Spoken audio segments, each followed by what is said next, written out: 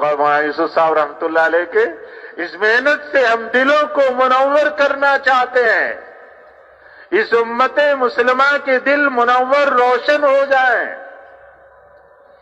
فرمایا وہ گشت میں گیا، گشت میں جا کر گورنر صاحب کو اٹھا کر لے آیا مسجد میں، اور یہ سمجھنے لگا اب کام تبلیغ کا خوب چلے گا کہ جی گورنر صاحب بھی تبلیغ میں آ گئے، اب تبلیغ کا کام خوب چلے گا، اب تبلیغ چمکے گی، اب تبلیغ چمکے گی کہ گورنر بھی تبلیغ میں آ گیا۔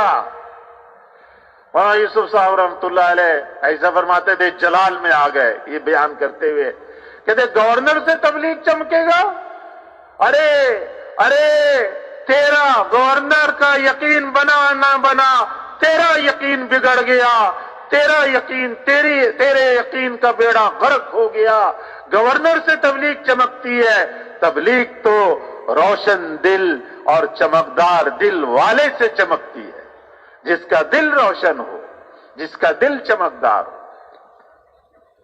چمکدار دل بنانا ہے، اللہ کے ذکر سے اور اپنے علماء کے رابطے سے یہ کام ہوگا، اس کے بغیر نہیں ہوگا کہ خود ہی پڑھ لو جی، خود ہی کتاب پڑھ لو، کتاب پڑھ کے خود ہی مولوی بن جاؤ، تو کتاب پڑھ کے خود ہی ڈاکٹر بن جاؤ، علاج شروع کر دو، اور دیکھو پھر حکومت کی طرف سے کیسے چترول ہوتا ہے۔ کتاب پڑھ کے خود ہی جج بن جاؤ، وکیل بن جاؤ،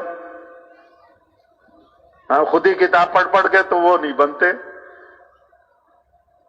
لیکن خود ہی کتاب پڑھ کے مولوی بن جاؤ، خود ہی مسئلے بتانے لگو، خود ہی مسئلے پہ عمل کرنے لگو۔ نہیں، اپنے علماء سے پوچھ کر، جو ماہرین ہیں، جنہوں نے اپنی زندگیوں کو گھلا دیا، ان سے جوڑ بٹھا کر چلیں گے تو بچے رہیں گے، ان سے کٹیں گے تو معلوم نہیں کس کھڈے میں جا کے گریں گے۔ ساری تباہی اور بربادی کی وجہ علماء سے کٹ کر اپنی عقل اور سمجھ کے خود ہی کتابیں پڑھ کر مسئلے سمجھ رہے ہیں، خود ہی کتابیں پڑھ کر مسائل بتا رہے ہیں، یہاں سے مصیبت آئی۔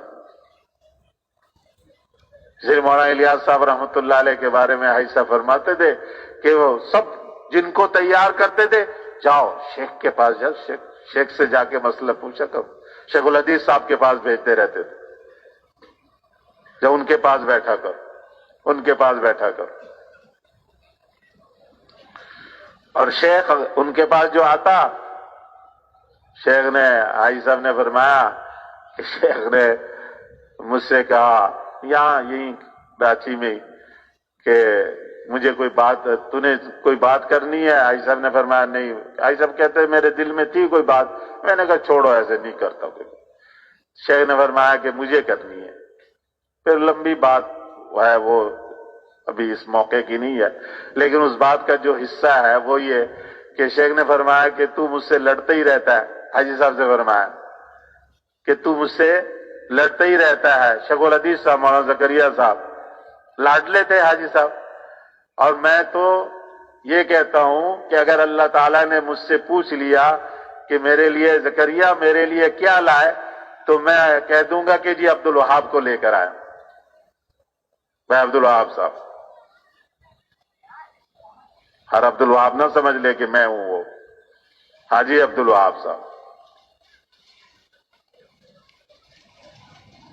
تو میں نے حاجی صاحب سے پوچھا، میں نے کہا جی شیخ نے یہ بات کیوں کہی کہ اگر اللہ تعالیٰ نے مجھ سے پوچھا کہ کیا لائے تو میں کہہ دوں گا عبد الوہاب کو لایا۔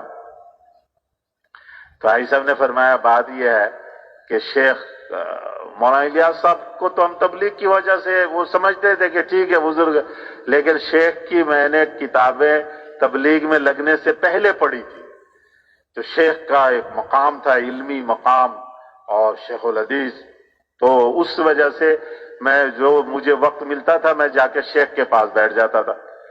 جب شیخ کے پاس بیٹھتا تھا شیخ مجھے فوراً کہتے جا چچا جان کے پاس جا، چچا جان کے پاس جا۔ شیخ مجھے چچا جان کے پاس بھیج دیتے تھے، مولانا الیاس صاحب کے پاس۔ تو اس لیے شیخ یہ کہتے ہیں کہ اس کو تو تبلیغ کی طرف اور مولانا الیاس صاحب کے ساتھ جوڑ میں نے کروایا ہے تو میں اس کا ذریعہ بناؤں. اس لیے وہ شیخ یہ کہتے تھے کہ اس کو مولانا الیاس صاحب کے پاس، حالانکہ میں مولانا الیاس صاحب کے پاس سے ہی شیخ کے پاس جاتا تھا، بیٹھتا تھا، لیکن شیخ مجھے وہاں سے اپنے پاس سے اٹھا کر بھیج دیتے تھے کہ جا چچا جان کے پاس جا کر بیٹھ، ان کی بات سن.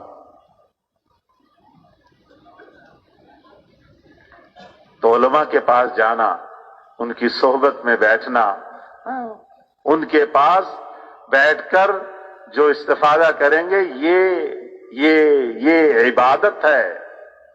صرف بیٹھنا بھی عبادت ہے. علماء کے پاس ان کی زیارت بھی عبادت ہے.